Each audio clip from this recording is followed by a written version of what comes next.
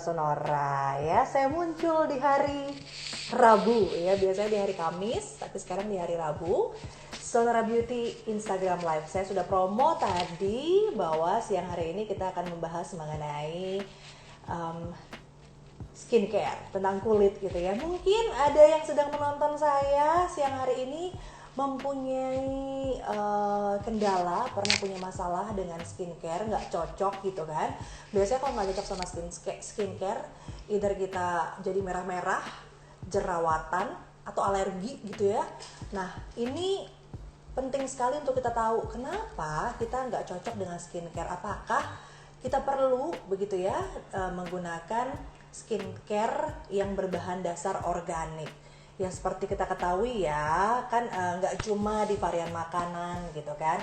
Produk perawatan kulit kan juga ada nih yang berbahan organik, khususnya skincare ini sudah mulai bermunculan sekarang ini gitu. Dan skincare organik disebut-sebut ini lebih aman ya untuk kulit karena tidak memanfaatkan kandungan dari bahan kimia. Nah, pada siang hari ini saya akan bahas bersama pakarnya loh, seorang dokter yang juga merupakan ahlinya begitu ya, dari Yogyakarta ya, ini ya, Dokter Fajar Waskito. Oke. Hai dokter, apa kabar? Saya manggilnya Dokter Fajar ya? Ya, Fajar saja, ya. Oke. Gimana Jogja? Lagi hujan nggak nih? Baik sekali.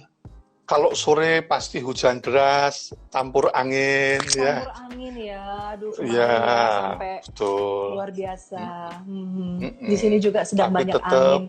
Orang yang datang ke Jogja, orang yang datang ke Jogja tetap banyak begitu. Ya. Liburan Ini kemarin. ada yang manggil ya. Om Jar katanya nih. Oh, Ada yang manggil Om Keren katanya. Baik, ini kalau diterusin saya bisa reunian Jogja nih secara sama-sama dari Jogja ya. Tapi pada siang hari ini kita akan membahas mengenai skincare. Dok, sebelumnya sebelum kita mengenai skincare organik ya dokter. Kadang-kadang kita suka baca gitu aja gitu ya dari internet. Katanya kunyit kalau dicampurin sama misalnya telur, putih telur, dibuat masker aja bisa bikin kulit begini. Akhirnya tanpa riset dulu, tanpa tahu caranya seperti apa, main templok gitu kan. Nanti akhirnya ada juga yang kena alergi atau lain sebagainya. Nah sebenarnya seperti alergi merah-merah, jerawat, itu timbulnya karena apa? Jadi kalau kemudian jerawat tentu timbul bisa disebabkan karena memang usia jerawat. Tetapi bisa juga oleh karena pemakaian produk-produk yang tidak pas. Sehingga kemudian muncul jerawat. Tetapi kalau alergi tentu akan berbeda lagi. Karena alergi itu harus selalu suatu bahan yang harus kontak dengan kulit, kemudian terjadi proses pemekaan, sehingga kemudian muncullah reaksi gitu. Pemekaan tuh gimana dok? Ya, artinya pemekaan itu satu, bahan itu nempel di kulit, maka kulit harus mengenal dulu. Setelah mengenal, kemudian dibawa ke dalam, dimemori di sana. Iya. Begitu memori inilah namanya adalah pemekaan. Begitu kena paparan ulang, maka kemudian muncullah reaksi alerginya, yang disebut alergi kontak, begitu ya, atau eksem alergi kontak. Ya. Nah kadang-kadang kita nyoba nih, sekarang kan skincare luar biasa banyak dok, nggak cuma dari luar, lokal tuh banyak sekali produksi skincare. Kita pengen nyoba. Yang interlokal juga ada. Interlokal juga ada, kayak sambungan telepon ya. Nah dok, kadang-kadang kita nyoba kulit yang bermasalah nih. Nah sebenarnya kenapa nih bisa kok ada orang yang cocok, ada orang yang enggak, itu gimana dok? Jadi sekali lagi bahwa reaksi yang pertama kali muncul pada kasus-kasus yang namanya eksem atau dermatitis itu biasanya dimulai dengan apa yang disebut iritasi, biasanya demikian. Begitu iritasi, maka kulitnya menjadi tidak utuh. Sehingga bahan-bahan yang mempunyai efek atau pengaruh menyebabkan alergi akan gampang masuk kulit, akan gampang dikenali oleh badan untuk bisa menjadi bahan alergen.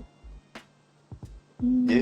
Begitu dia bahan alergen dikenal oleh kulit, dikenal oleh badan seluruhnya sebagai bahan alergen, maka apabila terpapar ulang dengan bahan yang sama, maka akan muncullah reaksi dermatitis atau eksem kontak alergi, kira-kira demikian. Oh, ini memang beda ya kalau langsung yang jelasin tuh pakarnya gitu. Jep, langsung kena gitu loh, mudeng gitu loh, Dok. Mudah-mudahan, Nah, kenapa ada jenis kulit yang sensitif, ada jenis kulit yang istilahnya mau dikasih apa aja tuh badak gitu loh, nggak pernah betul. Aman-aman aja. Kenapa bisa begitu? Ya, jadi secara umum kulit sensitif itu bisa juga disebabkan oleh karena memang bakatnya. Kadang-kadang orang mengatakan itu adalah kondisi atopi. Contohnya ialah misalnya pada anak-anak yang menderita eksem susu. Pada bayi yang menderita eksem di pipi dan sebagainya. Iya, merah-merah inilah itu salah ya, satu Dok? wujud, betul. Ini adalah salah satu wujud dari atopi yang namanya eksem susu atau dermatitis atopik. Nah, ini yang diturunkan. Tetapi proses-proses sensitisasi bisa juga tidak diturunkan, tapi didapat. Dengan cara tentu kemudian terjadi proses sensitisasi terus-menerus, sehingga kemudian kulit menjadi tidak utuh, Mbak. Bahkan kena keringatnya sendiri pun kadang juga sudah gatel. Begitu digosok, makin tidak utuh lagi. Terus, itu seperti lingkaran setan begitu, makin menjadi. Inilah adalah salah satu mekanisme proses sensitisasi yang didapat, salah satunya adalah. Tapi ada yang kulitnya badak ya, nggak kenapa-kenapa gitu, mau dikasih apa Betul aja. sekali. Betul. Oke. Betul Kalau sekali. Dokter Fajar termasuk yang mana nih jenis kulitnya? Kelihatannya kulit baik sekali, Mbak. Luar biasa. Kulit baik sekali loh. Ada kulit artinya saya berminyak, sendiri, kulit kering. betul. Ada kulit baik sekali ya. Jadi kalau saya pribadi saya merasa kalau saya memakai produk-produk yang sedikit menyebabkan iritasi, maka kulit saya akan terasa kering, terasa gatel. Oke. Kulit jadi tidak nyaman, agak kaku begitu. Begitu saya stop, dia akan muncul. Nah, inilah mungkin salah satu tanda dari kulit itu adalah kulit sensitif, kira-kira demikian, Mbak. Oke. Dok, sebenarnya kalau mengenai skincare organik, sebenarnya itu apa sih yang dimaksud dengan skincare organik, dokter?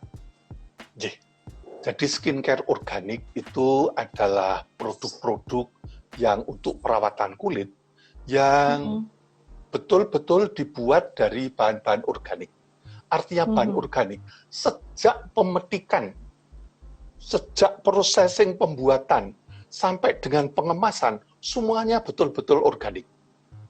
Idenya adalah demikian. Sehingga biasanya skincare organik itu lebih dikaitkan dengan keadaan-keadaan ekologis, Mbak. Sehingga kemudian ada yang bilang, kita bisa menyelamatkan lingkungan. Tetapi kalau kemudian dengan kecantikan yang kita buat, kita juga ikut menyelamatkan lingkungan, kenapa tidak? Itu kira-kira adalah semboyan di dalam skincare yang organik adalah demikian. Oke. Nah, bedanya skincare organik dengan skincare yang mengandung bahan kimia itu ada di mananya, Dok?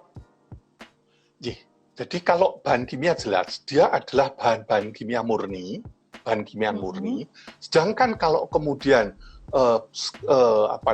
yang organik itu adalah berasal dari bisa tanaman, bisa juga hewan, tapi lebih banyak yang dipakai adalah dari tanaman. Tanaman yang dibuat memang secara organik, tanpa pupuk-pupuk kimiawi, kemudian tanpa insektisida dan lain sebagainya. Pemetikan pun dilakukan dengan cara yang benar, dengan tangan. Sehingga kemudian kenapa prosesnya ini sedemikian panjang dan kemudian dijual harganya juga relatif agak lumayan naik, lumayan dibanding yang non organik, biasanya demikian. Ada istilah skincare natural, ini sama nggak sih, Dok, sama organik? Sebetulnya sama saja. Ini adalah istilah-istilah dagang sebetulnya. Natural itu oke. ingin mengatakan, ingin memunculkan bahwa kosmetik yang saya pakai atau skincare yang saya pakai itu betul-betul natural, alami. Sedangkan untuk yang organik itu bahwa betul-betul saya memakai baik pemedian, proses pembuatan sampai packing pun betul-betul organik. Artinya organik semuanya bahkan bisa didaur ulang. Bahkan kemasan pun bisa didaur ulang. Sehingga kemudian ada satu produk yang saya kenal di salah satu di Indonesia, itu kalau kemudian Anda beli tempat saya, tolong packingnya setelah habis kirimkan kepada saya, maka Anda akan saya kasih poin untuk itu. Wow. Yes. Saking ekstrimnya memang Ditukar demikian. apa poinnya nih? Nah, biasanya nanti mungkin akan pemotongan harga, mungkin saya tidak tahu, tentu sangat sangat tergantung orang per orang ya, perusahaan per perusahaan. Nah, kalau dengar kata organik biasanya kan lebih sehat, lebih baik. Benarkah Betul. juga dengan skincare? Artinya kalau skincare organik pasti akan lebih baik dan lebih aman untuk kulit dibandingkan dengan yang tidak organik, Dok? Kalau secara teori mestinya demikian. Tetapi ingat bahwa di dalam organik itu biasanya tidak dicampurkan bahan-bahan pewarna, tidak dicampurkan bahan-bahan pembau, pewangi, tidak dicampurkan sekali lagi preservatif atau pengawet.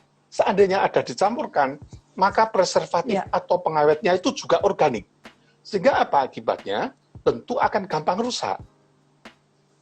Sehingga packing, proses kemudian packing itu memegang peranan penting. Walaupun barang itu bagus, tetapi kalau packingannya tidak bagus, kemungkinan terjadi kontaminasi adalah besar. Tentu ini kondisi bahwa skincare-nya juga tidak baik. Tergantung packagingnya juga harus diperhatikan ya, karena harus higienis. Betul. Jadi seperti silakan. Seperti yang disampaikan oleh BPOM. BPOM mengatakan, kalau Anda kepingin tahu produk-produk yang berkualitas, tolong Anda mengingat yang namanya klik. Apa dong, sorry? Klik, K-L-I-K. Oke. Ya.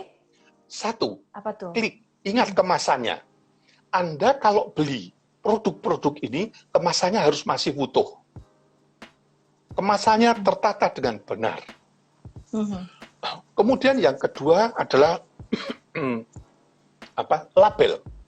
Labelnya terlihat jelas. Bisa terlihat komposisinya apa saja, cara pemakaian bagaimana, dan lain sebagainya. Kemudian ada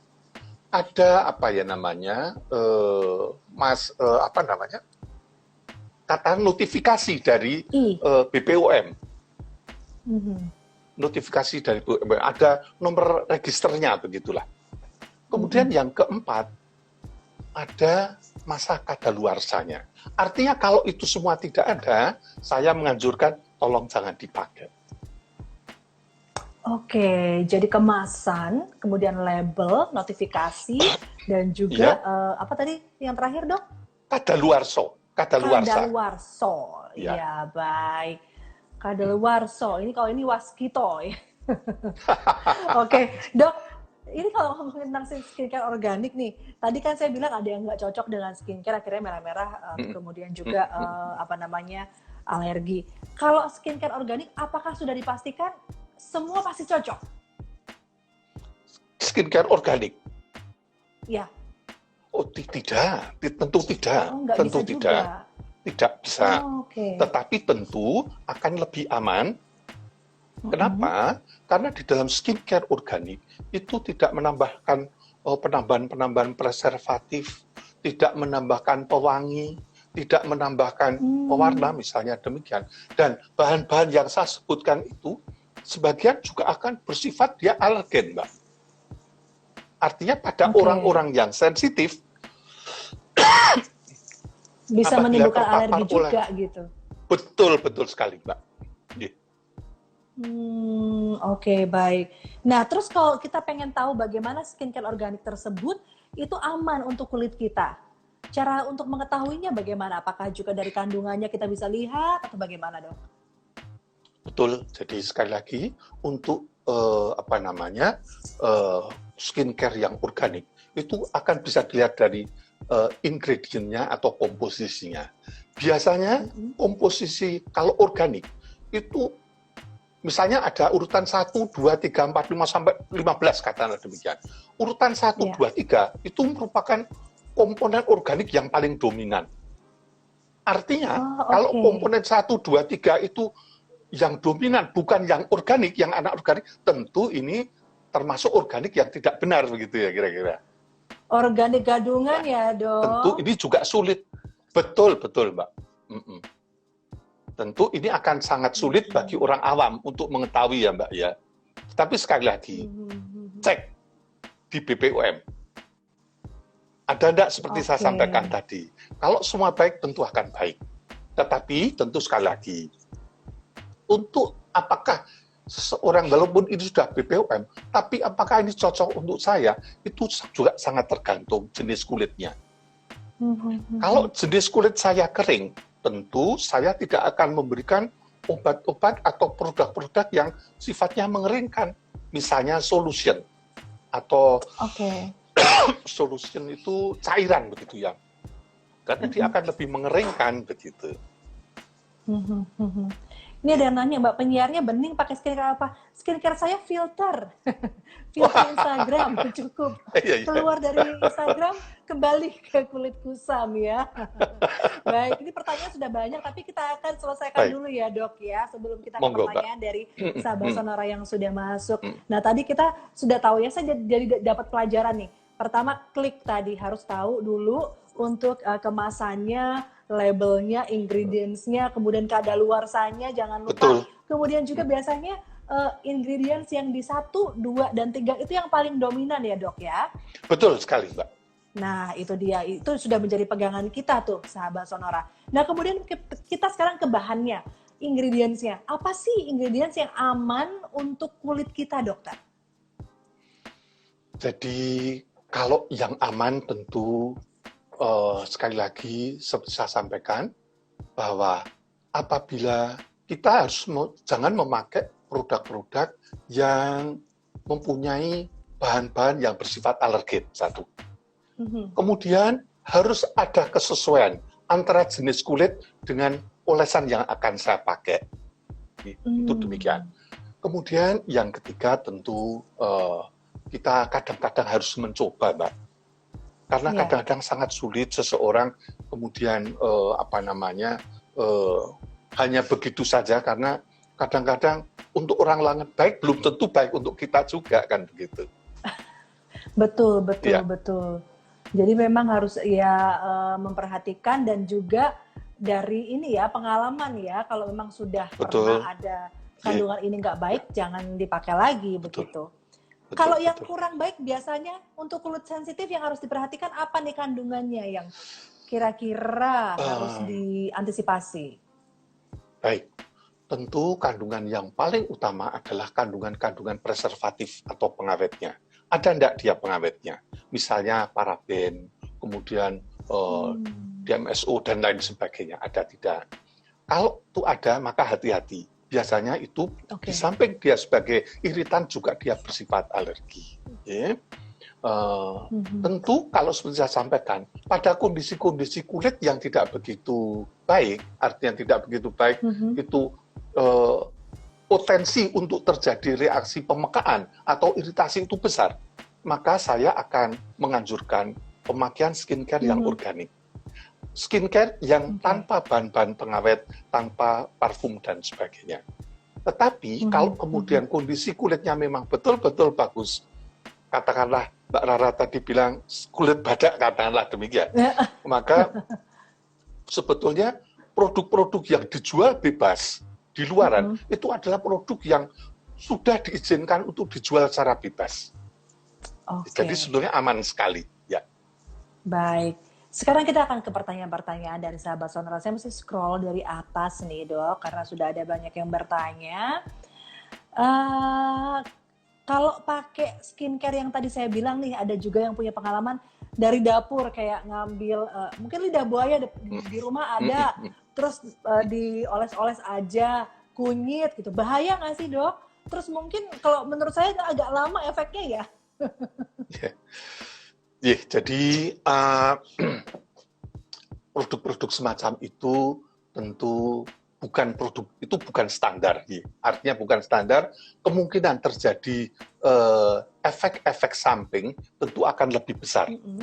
Kenapa? Karena memang semua tidak standar, konsentrasinya tidak standar, kemudian konsistensi wujudnya juga tidak standar, sehingga kemudian akan lebih gampang seseorang itu kemudian bisa terjadi efek samping dari produk-produk itu.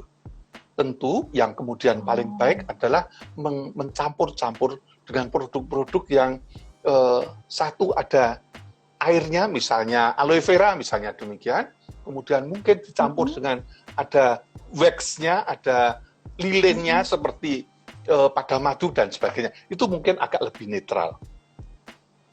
Karena ada airnya, kemudian ada madunya, ada wax-nya yang kemudian mampu sedikit menyebabkan moisturizing dan sebagainya, sehingga mungkin akan baik. Tetapi apabila itu hanya, misalnya hanya cairan saja yang ada di dalam aloe vera, diules-oleskan, apalagi digosok, maka hati-hati, kemungkinan terjadinya iritasi lebih besar, gitu ya. Oke, jadi jangan so tahu itu ada takarannya juga ya dok ya. Mestinya demikian, soalnya. Terus pernah ini kok nggak ngaruh apa-apa juga gitu kan dok. Ngambil petik depan rumah dok, nggak ada ngaruh apa-apa gitu. Ginger caramel cookie, katanya keadaan pencernaan yang tidak sehat bisa berakibat pada jerawat ya dok? Tentu, kalau kemudian intinya pada jerawat, itu semuanya harus dilakukan dengan hidup sehat. Olahraga yang cukup, ada keluhan-keluhan di perut mesti harus ditata dengan baik, kemudian istirahat cukup, olahraga cukup, begitu, perawatan tentu harus sesuai standar untuk perawatan untuk kulit-kulit remaja, di mana jerawat biasanya terjadi pada usia-usia remaja. Artinya, keluhan di perut tentu akan bisa mempengaruhi. Oke. Kalau saya udah ibu-ibu juga masih jerawatan tuh gimana ya dok? Ya, biasanya kalau ibu-ibu itu masih jerawat, biasanya ini bukan jerawat-jerawat akil balik ya. Biasanya jerawat-jerawat yang entah itu oleh karena kosmetik, pikiran, dan satu lagi tangan ibu, Mbak Rara. Tangan suka utik-utik. Apalagi saya tuh nggak tahan banget. Itulah, apalagi kemudian di depan cermin. Barang kalau di depan cermin, wajah baik pun akan kelihatan kurang. Sehingga tangan ini usil, ya. Sehingga kemudian muncul yang lain-lain. Sedikit ada apa dikit, pengen dicongkel gitu. Itulah, makanya harus bisa. Ini kayak foto 3x4 ya dok, kayak mau daftar kerja saya. Oke, baik. Ini ada pertanyaan lagi dari mana tadi? Dok, dari Mia di Bogor. Jeruk nipis atau jeruk lemon baik nggak sih untuk dibuat masker, dokter? Saya tidak menganjurkan ya. Saya tidak menganjurkan. Tetapi sekali lagi, produk-produk semacam ini, kalau kemudian Anda merasakan tidak nyamanan, tolong di stop. Saya tidak menganjurkan. Waduh, apalagi kalau lagi ada jerawat, perih dok ya. Betul Mbak. Nanti iritasi. Ya. Oke. Hestiko, dok kalau timun apa aman untuk dijadiin masker? Jenis kulit apa yang cocoknya untuk timun gitu? Di dalam timun itu terutama adalah kandungan airnya. Tentu ini mungkin akan membantu untuk kulit-kulit yang cenderung ke arah berminyak gitu ya. Kenapa? Diharapkan mampu mengurangi jumlah minyaknya. Karena kalau ketimun itu dioleskan, apalagi terus-menerus pada kulit yang cenderung kering, maka ingat bahwa kulit akan menjadi makin kering. Kulit akan menjadi makin kering.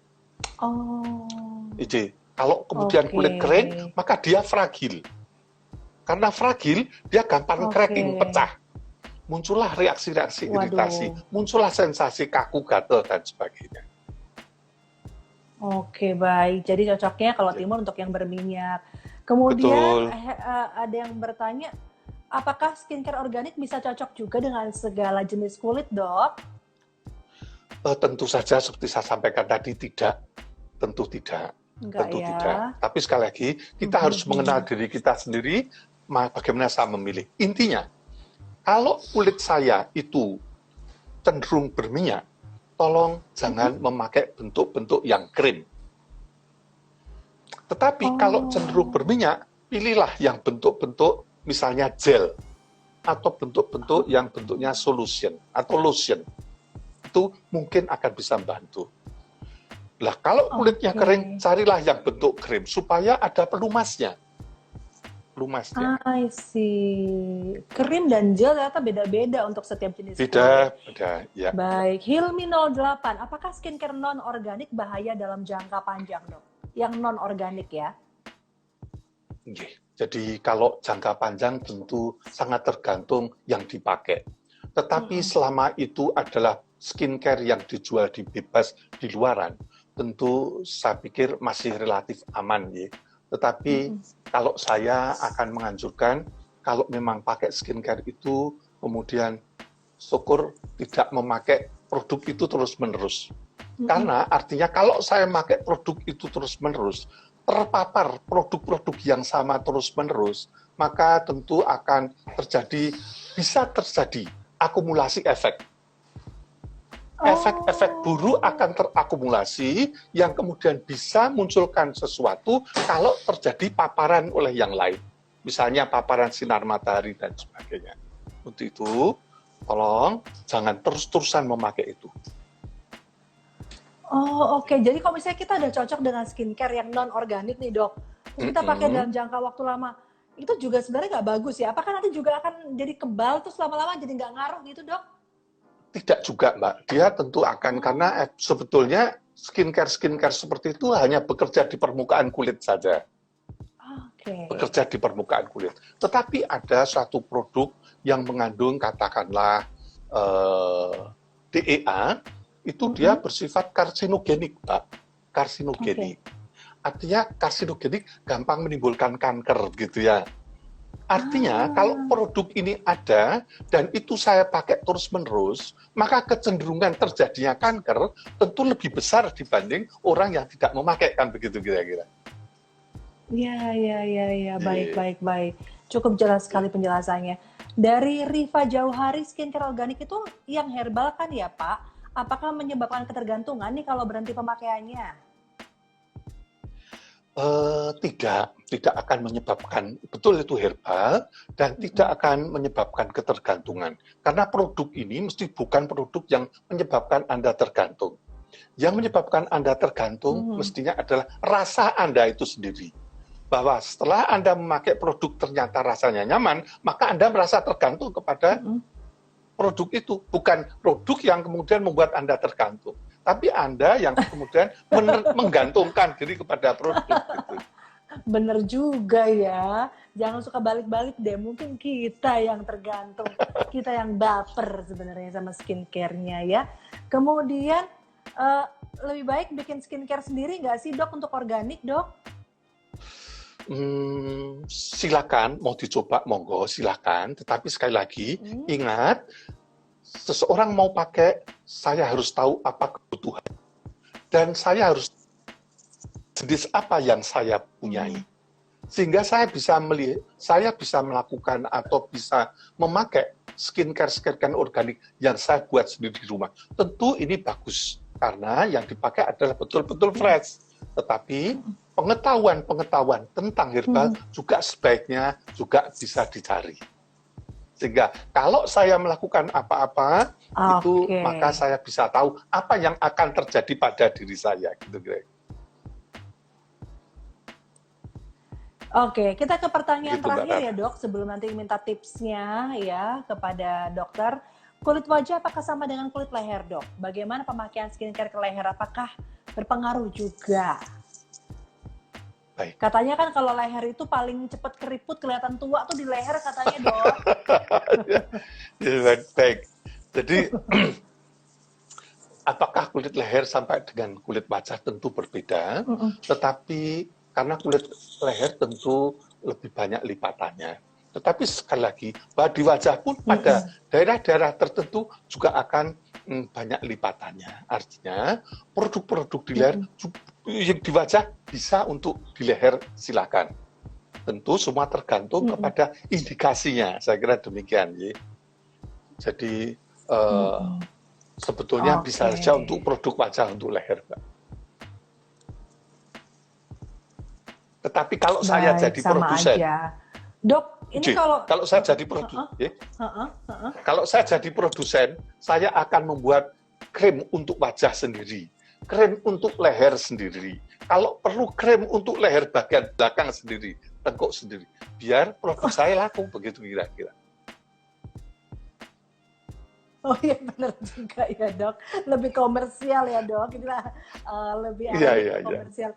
Untuk telinga ada, untuk tangan ada, hand cream juga ada kan gitu. Oke, Dokter, sekarang kita mau minta nih, karena waktu kita nggak banyak, tipsnya Dok, bagaimana merawat kulit, memilih skincare, terutama organik ya, yang cocok bagi kita. Silakan.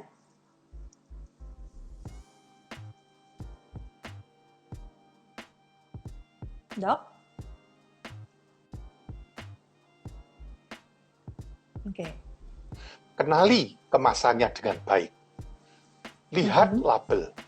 Kemudian lihat notifikasinya. Ada enggak nomor notifikasi?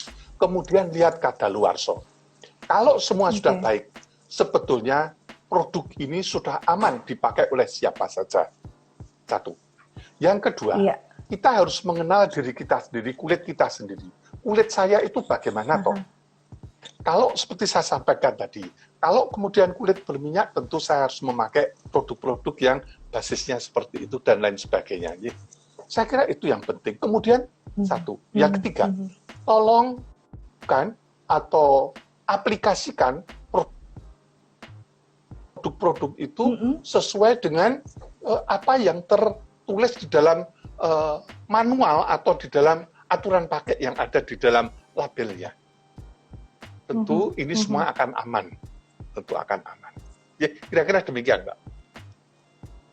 Oke, baik. Dok, ini dokter di Jogja buka praktek juga kah? Saya kok kepengen ya ke Jogja mampir nih. Dokter ini soalnya menangkan seperti lagi didongengin gitu loh. Ya. Jadi praktek ada praktek, Dok? Iya. Ada, Mbak. Klinik apa namanya, Dok? Saya tidak punya klinik. Karena saya, pasien-pasien saya yang sakit kulit sudah cukup banyak, Mbak.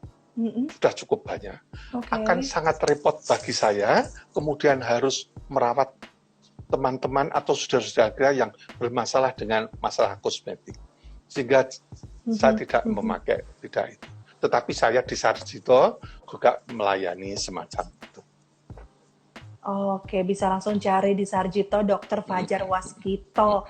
Nanti saya pulang main ya, Dok. Waduh, Mbak Rara, baik, Mbak Rara. Minta didongengin. Oke, Dokter. Makasih sekali loh waktunya berbincang dengan Sonora FM 92 Jakarta nih, dengan sahabat Sonora dari mana-mana yang mendengarkan di siang hari ini. Mudah-mudahan mendapatkan pencerahan ya mengenai cara-cara memilih skincare organik begitu. Nah, mungkin ada yang terlambat tadi menyimak, masih bisa kok menonton melalui IGTV-nya Sonora FM 92, atau nanti kita juga akan upload di YouTube Sonora FM, dan pasti Anda juga bisa membaca artikelnya di sonora.id. Sekali lagi terima kasih Dr. Fajar Waskito untuk waktunya. Terima kasih Mbak Rara, terima kasih semuanya. Next time kita bisa ngobrol lagi ya, Dok. Amin, mudah-mudahan bermanfaat, Mbak. Ya. Tuh katanya penjelasan dokter enak banget, betah dengerinnya tuh, Dok. Syukur. Dongeng kayaknya nih cocok, Dok. Oke, terima kasih dokter. Selamat siang. Terima kasih Mbak Rara. Salam untuk teman-teman semua. Ya. Siap, Dok. Bye.